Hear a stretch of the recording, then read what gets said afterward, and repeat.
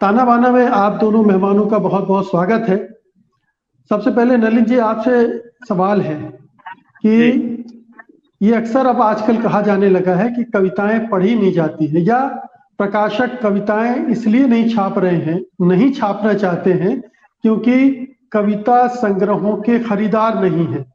तो क्या हिंदी के पाठक कविताओं से दूर हो गए हैं, या वो कविता संग्रह खरीदते नहीं हैं? आखिर क्या वजह है इसकी? देखिए मुकेश जी, ये बात जो है वो शायद उतनी ठीक नहीं है जितनी कि सुनने में लगती है कि नहीं, कविता नहीं बिक रही है। मैं मंगलेश डबराल की एक कविता का जिक्र करूंगा। मंगलेश ने कहा था कि कुछ देर के लिए मैं कवि था, फटी पुरानी कविताओं की मरम्मत करता हुआ, सोचता हुआ कविता की जरूरत किसे है।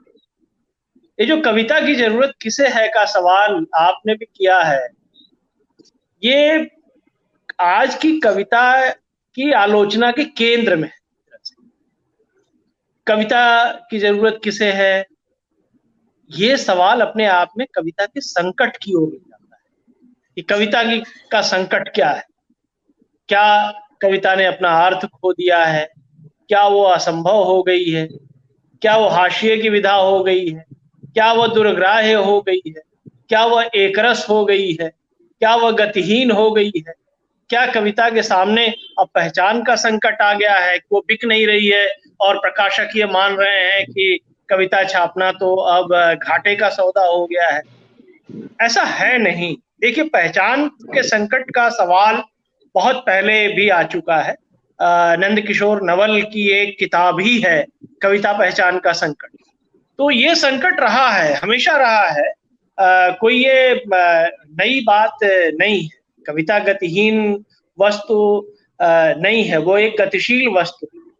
लेकिन सब समय में कभी वो सुकवियों के रीझने का बहाना हो गई, कभी वो एकदम से खेल मान लिया गया उसे, कभी अतिशय अलंकारिक हो गई तो हृदयहीन कवियों की हो गई, कभी उसका कहा गया कि हम सौ लाद करके जो कविता का शव लाद करके आगे बढ़ रहे हैं, या कभी कविता के प्रतिमान जो हैं वो बदल गए हैं, कभी कविता के उपमान मैले हो गए हैं। ये हर समय में कहा जाता रहा। लेकिन आप देखिए कि कविता हर समय में एक केंद्रीय विधा बनी रही, सबसे ज्यादा लिखी जाती रही। आज भी सर्वाधिक लिखी जाने वाली विधा कविता है। कोई भी पत्रिका आप उठा लीजिए, कविता आपको नलिन मिल जी, जाएगी। जी। नलिन जी, क्या कविताओं का के साथ कोई षड्यंत्र रचा जा रहा है? अगर प्रकाशक नहीं छापना चाहते हैं, बाजार में कविता संग्रह नहीं चल रहे हैं, तो क्या पाठकों से कविताओं को दूर रखने की एक साजिश भी चल रही है? मुकेश जी, एक बात बता दें कि देखिए, ये बाजारवाद का दौर है। सतही संवेदना वाले कवियों से तो मामला चलना नहीं, और बाजारवाद संवेदना से भरी हुई कविताओं को भेद करके व्यावसायिक बना ले जाए, वह भी संभव नहीं है। क्योंकि कविता जो संवेदना से भरी होगी, अनुभव, विचार, भाषा और संवेदना के खंभे पे खड़ी होगी, वो कविता उतनी व्यावसायिक नहीं हो सकती। वो मंचीय कविता या हास्य कविता या व्यंग्य की जो बातें होती हैं या तुकबाजियां जो होती हैं, उनकी बात देखिए अलग है। लेकिन उनकी उम्र बहुत छोटी हो। जिस कविता की हम बात कर रहे हैं, जिस गंभीर कविता की बात कर रहे हैं, वो निश्चय ही वो कविता के संकट से बड़ा आज के दौर में कवियों का संकट हो गया। लोग जी। कवियों को जान रहे हैं, कविता को नहीं जान रहे हैं। क्योंकि कवि अपने प्रचार प्रसार में इस तरह से डूबे हुए स्वयं या तो आत्ममुग्ध हैं, या वो स्वयं अपना विज्ञापन करने में लगे हुए हैं। तो जी। ये एक बड़ी परंपरा जो चल पड़ी है भाई भतीजावाद की, कि कविता के जो कवि हैं वो कवि संपादक का गठजोड़ है, कवि आलोचक का गठजोड़ है, कवि प्रशासक का गठजोड़ है, तो कवि अध्यापक का गठजोड़ है। तो ये जो गठजोड़ों के सहारे चलने वाले कवि हैं, उनका तो देखिए चल पाना लंबे समय तक संभव नहीं है। लेकिन प्रकाशक अगर ये बात मानते हैं कि कविता नहीं बिकेगी, तो इतनी कविताएं छप कैसे रही, इतने संग्रह छप कैसे रहे? हर जगह आप किसी पुस्तक मेले में चले जाइए तो क्या कविता संग्रह आपको नहीं मिलेंगे? मिलेंगे। अगर वो बिकते नहीं तो वो छापते क्यों?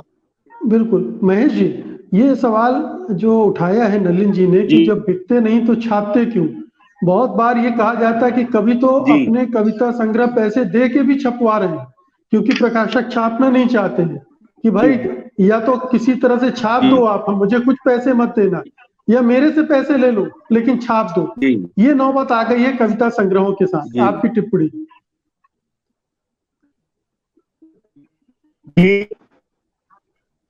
किसी हद तक ये बात सही है कि अब कुछ कवियों के संग्रह, कुछ कवि ऐसे भी हैं जो पैसे दे करके अपनी कविताएं छपवा रहे हैं, और हम और आप जानते हैं, मैं भी जानता हूं कुछ कवियों को, उनमें से जो कवि हैं जिनको जेन्युइन कवि कहा जाता है वह नहीं है, मगर कब बन करके वो अपनी कविताएं छपवा रहे हैं, पैसे भी देते हैं।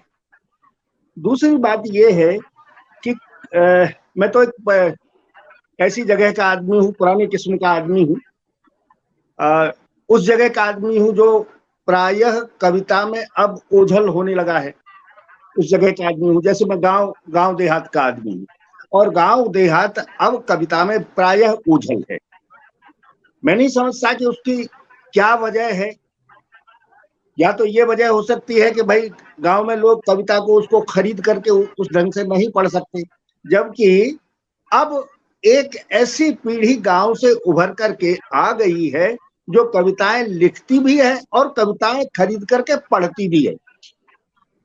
तो इसलिए मैं ये बात तो नहीं मान करके चलता कि कविता खरीदी नहीं जा रही। मैं आपको अपनी ही बात बताऊं, मैंने पिछले महीनों में 3 कविता संग्रह खरीद करके पढ़े।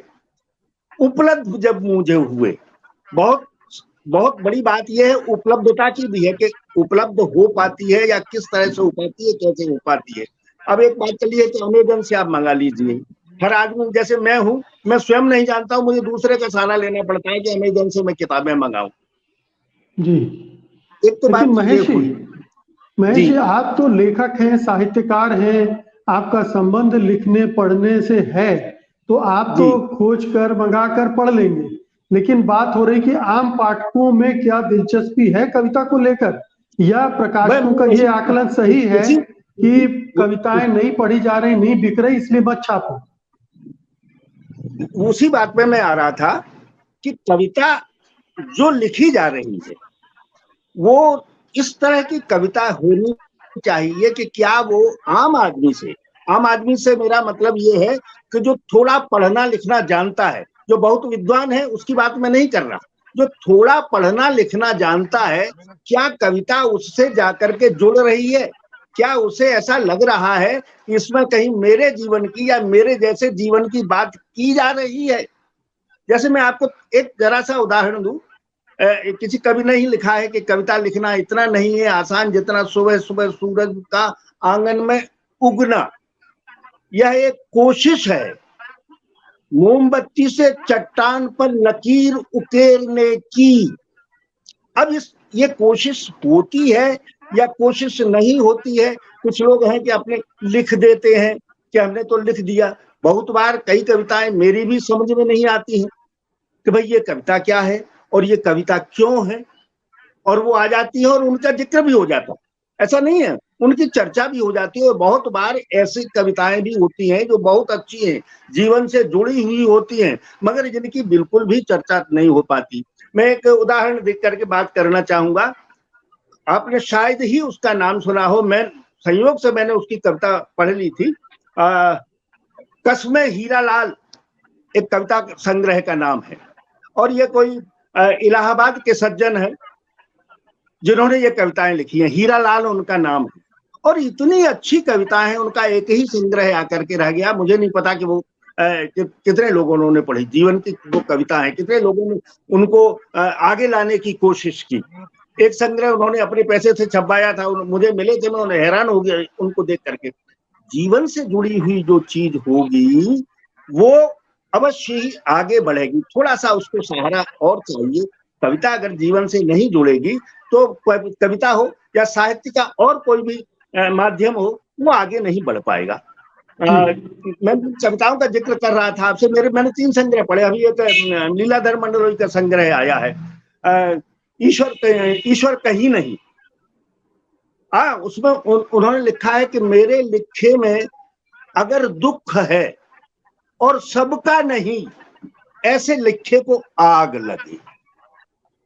तो जब हम किसी संवेदना के स्थल को छूते हैं, कहीं संवेदना पर उंगली रखते हैं, किसी के दुख पर उंगली रखते हैं, तो निश्चय ही कोई ऐसी चीज है जो आदमी उसको पकड़ेगी, आदमी को पकड़ेगी, पाठक को पकड़ेगी, और पाठक उसको खोज करके अपने साथ में उसको लेना चाहेगा।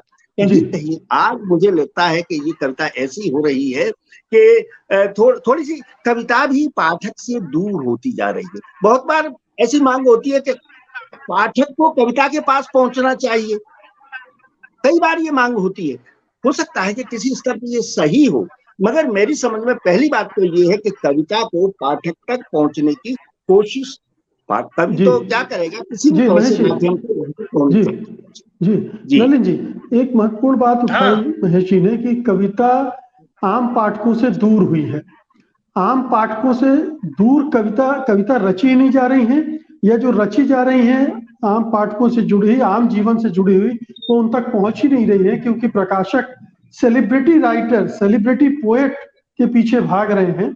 जो कविता संग्रह ज्यादा आते भी हैं वो गिने चुने नामों वाले होते हैं, जो प्रतिष्ठित हैं, जिनके नाम सब जानते हैं। लेकिन जो नए कवि हैं, अच्छे कवि हैं, जीवन से जुड़ी कविताएं लिख रहे हैं, क्या उनको वो लोगों तक नहीं पहुंच रही, इसलिए ये संकट पैदा हुआ है?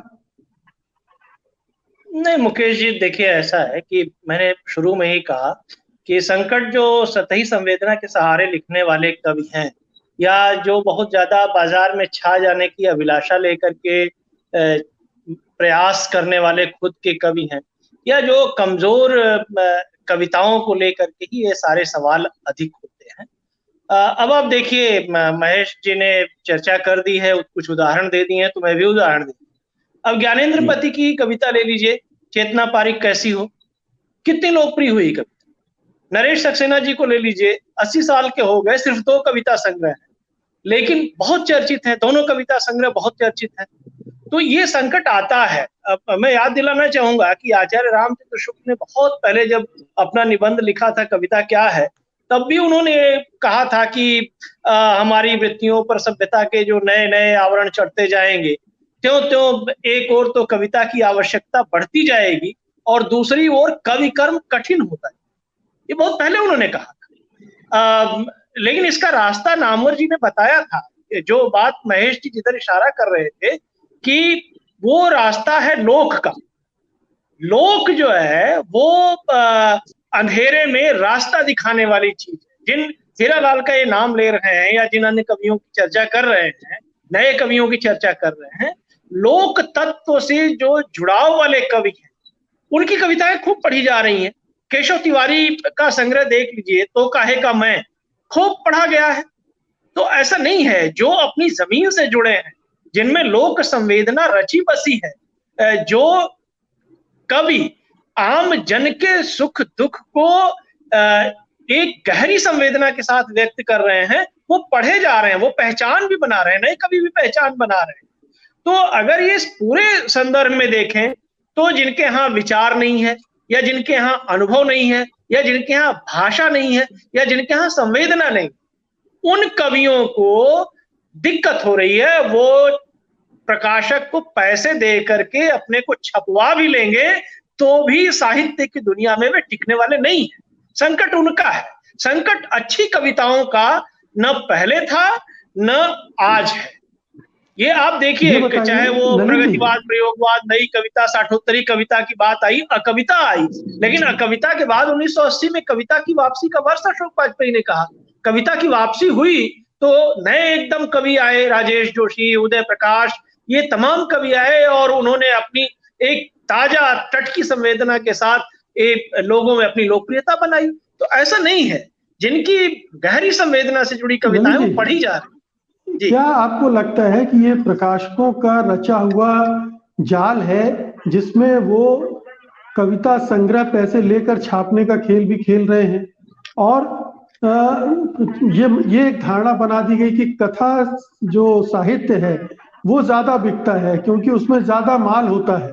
कविताएं तो आप आधा एक घंटे में पढ़ के खत्म कर सकते हैं, लेकिन कहानी संग्रह उपन्यास आप थोड़ा इत्मीनान से लंबे समय तक पढ़ सकते हैं, बार बार भी पढ़ सकते हैं। क्या ये एक जो गुण है कथा साहित्य में, उसकी वजह से कविता संग्रह पर लोग पैसे खर्च नहीं करते हैं? मुकेश जी, आपको पता है कि कथा साहित्य के आने के पहले सब कुछ कविता में ही कहा जा रहा, ऐसा नहीं है। हाँ, जब प्रबंध काव्य एक तरह से धीरे धीरे समय के दबाव में, जो समय का दबाव आदमी के साथ आया तो वो चुका, उसकी जगह उपन्यास ने ली, इसमें कोई दो राय नहीं है। कहानियां लोकप्रिय हुई, कहानियों को लोकप्रियता के स्तर पर ले जाने में तमाम हंस जैसी पत्र पत्रिकाओं और अन्य पत्र पत्रिकाओं की बड़ी भूमिका थी। राजेंद्र यादव ने उसका एक 80 के बाद माहौल भी बनाया, लेकिन कहानी के रहते हुए भी कविता बनी रही। आप देखिए कि कविता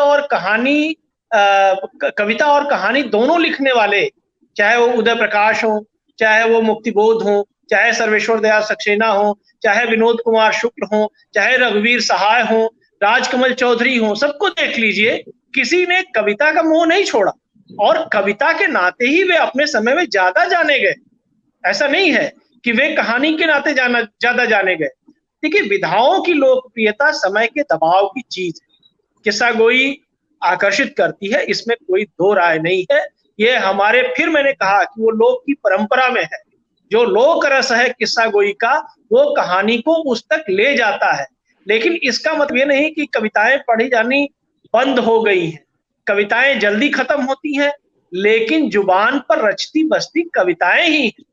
अब उस तरह की कविताएं कम लिखी जा रही हैं, तो ये संकट कवियों का संकट है, ये कविता का संकट नहीं है कि वो अच्छी कविताएं नहीं लिख पा रहे हैं। जब भी कोई पाठक गुनगुनाता है तो अच्छे गीत गुनगुनाता है, अच्छी गजलें गुनगुनाता है, वो याद रखता है तो अच्छी कविताओं को याद रखता है। क्यों नरेश सक्सेना की गिरना जैसी कविता याद रह जाती है? क्यों केदारनाथ सिंह की मुक्ति जैसी कविताएं याद रह जाती हैं? क्यों राजेश जोशी की बच्चे काम पर जा रहे हैं, या हम सब अपराधी वाली जो कविता है कि सबसे बड़ा अपराध है निरपराधी होना आज की तारीख में, इस तरह की कविताएं क्यों बार बार पढ़ी जा रही हैं? क्योंकि ये कविताएं आम जन में रची बसी हैं, लोकप्रिय हैं, लोगों ने पढ़ा है, कंठस्थ कर लिया है। बिल्कुल। महेश जी, जो नलिन जी कह रहे हैं, मैं उससे सहमत होते हुए भी थोड़ा असहमत होना चाहता हूँ। वो इसलिए कि जो कविताएं, जिन कविताओं का जिक्र कर रहे हैं और जिन कवियों का जिक्र कर रहे हैं, उनमें से बहुत कम कवि आम लोगों तक पहुंचे हैं। मतलब साहित्य जगत में तो उनकी कविताएं याद की जाती हैं, कोट की जाती हैं, उनका जिक्र होता है, सब होता है, लेकिन आम आदमी तक नहीं पहुंची है। तो क्या एक जो बाजार भी बदला है, प्रकाशकों की जो रुचियां हैं या जो उनके स्वार्थ हैं, जिसमें वो बड़ी संख्या में कमाई करना चाहते हैं और वो हल्के फुल्के कविता संग्रह और गजल संग्रह ये सब बेचने में उनको ज्यादा फायदा नजर आता है। जो कवि सम्मेलनी कवि हैं वो सेलिब्रिटी बने हुए हैं, इसलिए जो दूसरे तरह के कवि हैं, गंभीर हैं, जो गूढ़ बात कहते हैं, उनका बाजार कम हुआ है और इसलिए ये धारणा चल पड़ी कि कविताएं नहीं बिकती हैं, नहीं छपती। मुझे ऐसा लगता है मुकेश जी कि अच्छी रचना तो हर प्रकाशक छापना चाहता है। अब लाभ के लिए क्या अन्य किसी कारण से किसी पद प्रतिष्ठा वाला कोई आदमी हो या पैसे देने वाला आदमी हो, उस तरह से कुछ छपवा ले तो अलग बात है। अन्यथा अच्छी रचना, कविता हो या कहानी हो या कोई अन्य विधा हो, वो कोई भी प्रकाशक उसको छापना चाहेगा और आज भी पकड़ते हैं। आप देखिए दिल्ली में आपके देखते देखते कितने प्रकाशक हो गए और सब चाहते हैं कि एक अच्छा जेन्युइन रचनाकार उनके यहाँ छपे। कविता का संकट ये मुझे जो लगता है, आपने इतने नाम लिए नलिन जी ने और वो सब बड़े कवि हैं अपने समय के। कविता का संकट ये है कि कविता जिस तरह से मुहावरा बनती है, कोई कविता जो उन्होंने जिक्र भी किया और कुछ उदाहरण भी दिए उन्होंने पंक्तियों के, वो उस तरह से मुहावरा नहीं बन पा रही कविता। हालांकि कई कवियों की बनी है। मैं भोपाल में ही भगवत रावत की कविता का अगर जिक्र करूं, मैं तो कहानी का आदमी हूँ, उपन्यास का आदमी हूँ, नाटक का आदमी हूँ, मगर कविता पे अगर मैं भगवत रावत का जिक्र करूं, उनकी जो पंक्तियां हैं कि हमने उनके घर देखे, घर भीतर तल घर देखे, हमने उनके डर देखे। देखिए कितने सामान्य तरीके से कितनी बड़ी बात उन्होंने कही है, कहां तक इसका अर्थ विस्तार होता जाता है। तो ये कविता क्या है? कविता एक मुहावरा बनकर के फिर आगे बढ़ गई। वही गालिब भी तो मुहावरा बनकर चलते हैं ना, जितने भी बड़े कवि हैं एक मुहावरा उनका ऐसा होता है कि देखना तकरीर की लज्जत की जो मैंने कहा, मैंने जाना उसने जाना वो कि गोया ये भी मेरे दिल में। कविता तो वहां तक आगे बढ़ेगी ना। अब बहुत अगर कोई कई कविताएं ऐसी होती हैं, मेरे जैसा आदमी, मैं कम पढ़ा लिखा आदमी हूँ, बेशक इसमें कहीं कोई मुझे कहने में वो नहीं होता है, मगर मैं कविताएं पढ़ता हूँ, मुझे कविताएं थोड़ी सी याद भी रहती हैं। और कविता के बारे में जैसे कहा गया है, पुरानी कहावत है इसको कि नवरस रुचिराम निर्मति माददती। अब रुचि तो होनी चाहिए ना थोड़ी सी, उसमें रस तो होना चाहिए ना थोड़ा सा। रस भले ही प्रतिरोध का हो, क्योंकि प्रतिरोध का भी एक अलग सौंदर्य होता है। प्रतिरोध का सौंदर्य कोई छोटा सौंदर्य नहीं होता है। कविता में थोड़ा रस हो, थोड़ा सौंदर्य हो, और इस तरह से अगर कविता चले, लोगों तक पहुंचे, तो फिर वो मुहावरा बन के आप आगे बढ़ती चली जाएगी, पढ़ती जाती। मुझे इसमें कहीं कोई कहने में ये नहीं है, मैं भले ही कहानी लिखता हूँ, कविता केंद्र में हमेशा से रही है और केंद्र में हमेशा से लिखी, हमेशा रहेगी। मगर कविता लिखना कठिन भी है। आजकल तो आप देखेंगे, अगर मैं मैनेजर पांडे के शब्दों में कहूं तो ढेरों बोरों कविताएं लिखी जा रही हैं। अब उनमें से कोई कविता कितनी कविता है, अब ये और किस तरह से लोगों में आगे अपना स्थान बना पाती है, ये बड़ी बात है। प्रकाशकों का तो ये है कि वो तो अपना लाभ देखेंगे और देखते आए हैं, अब ज्यादा देखने लगे हैं तो वो तो भैया करेंगे। बाकी कवि को भी कुछ करना पड़ेगा, इस तरह से करना पड़ेगा कि लोगों तक कविता उनकी, बात उनकी पहुंचे। ये मेरा ऐसा बहुत छोटा। आप कुछ कह रहे थे? हाँ, मैं ये कह रहा था कि देखिए, प्रकाशक दो ही आदमियों को जानता है, एक वो जो उसको लाभ पहुंचा सके, और एक वो जिनके न जुड़ने से उसे हानि। वो पूरी तरह से बाजार का मामला है। अगर उसको लगता है कि बहुत कोई मामला रुचिकर नहीं है, लेकिन वहां से पैसा मिल सकता है, तो वो चुप मार के पीछे से पैसे लेकर के छाप देता है। वो बिके या न बिके, उसका घाटे का सौदा नहीं हो। लेकिन कोई भी प्रकाशक ऐसा नाम जो उसके प्रकाशन पे डेंट लगा दे, उसको नहीं खोना चाहता। वो अपने यहाँ से छापना चाहता है, और उसके लिए प्रकाशकों के बीच होड़ लगते या विवाद होते भी मैं यहाँ जिक्र नहीं करना चाहूंगा, लेकिन मैंने देखा है और जाना है। मेरे पास ऐसी तमाम सूचनाएं हैं कि एक प्रकाशक ने एक कवि का कोई संग्रह ले लिया और दूसरे प्रकाशक ने कहा कि नहीं साहब, आपके तो तमाम संग्रह हमारे यहाँ से छपे हुए हैं, आप उनको क्यों दे रहे हैं, हमको दीजिए, और कवि के घर तक पहुंच करके पांडुलिपि उठा ली। ऐसे भी कवि हैं, ऐसा है। तो ये सब भी हो रहा है। देखिए, कविता का एक बड़ा जो कवियों को शिकायत है, वो आलोचकों से शिकायत है। बहुत ज्यादा उनकी शिकायत प्रकाशकों के साथ साथ आलोचकों से भी है। और आलोचकों से उनकी शिकायत ये है कि बड़ी अनुर्वर हो गई है कविता की आलोचना, और वो कवियों की पहचान नहीं कर पा रहे। उसमें दोहरा संकट है। एक तो ये कि सोशल मीडिया के दौर में अब कोई भी कवि हो जाए सहज संभाव्य है, तो एक तो ये संकट हो गया है, और दूसरे यह संकट है। से जुड़े सवालों पर हम लोग फिर कभी बात करेंगे विस्तार से, समय खत्म हो रहा है। मैं एक छोटी सी टिप्पणी बस चाहता हूं आप दोनों से, बिल्कुल छोटी छोटी, कि क्या कवियों को, जैसे पहले हमारे बड़े कवि सम्मेलनों में हिस्सा लेते थे, कविताएं पढ़ते थे, उससे जो पाठक हैं, श्रोता है, उनसे संबंध बनते थे, वो खत्म हो गया। क्या वो पुल फिर से बनाने की जरूरत आप महसूस करते हैं इस माहौल में? बिल्कुल। देखिए, पुल तो हमेशा बना रहना चाहिए। पुल तो एक ऐसा शब्द ही है जो जोड़ता है, जो आवागमन के लिए मार्ग सुगम करता है। इस पार से उस पार आप जाते हैं, इसलिए वो पुल तो बना रहना चाहिए, उससे कोई इनकार। जी महेश जी। जी मैं बिल्कुल, अगर कोई भी अगर अच्छा कवि है, श्रेष्ठ कवि है या सामान्य कवि है, उसको अपनी रचना को लोगों तक पहुंचाने का प्रयास तो करना चाहिए और लोगों से जुड़ना चाहिए। और लोगों से तो इसलिए भी जुड़ना चाहिए कि जब तक लोगों के बीच में वो नहीं पहुंचेगा कवि, तब तक समाज की और लोगों की जरूरत की और समस्याओं को और उनके जो संघर्ष है, उनके जो अवसाद हैं, उनके उल्लास हैं, उनको कविता कैसे व्यक्त कर पाएगी। दूसरी एक बात और बहुत जरूरी ये है, और मैं नलिन जी यहाँ पर बैठे हुए हैं, मुझे बार बार ये लगता है कि भाषा की तरफ आज के जो अनेक कवि हैं, मैं बड़े कवियों की बात नहीं कर रहा हूँ, भाषा की तरफ, शब्दों की तरफ उनका और शब्दों के अर्थ की तरफ उनका बहुत कम ध्यान है। कविताएं किसी जो में या किसी नारेबाजी के तहत लिखी जाती हैं, मगर जो शब्द के अर्थ हैं, बहुत से लोग जानते ही नहीं है कि फूल कहाँ लिखा जाना चाहिए, सुमन कहाँ लिखा जाना चाहिए, पुष्प कहाँ लिखा जाना चाहिए। भाषा के बारे में बड़ी कमजोरी है। नागार्जुन स्वयं कहते थे कि भैया पहले तो आप कुछ पढ़ लीजिए, समझ लीजिए।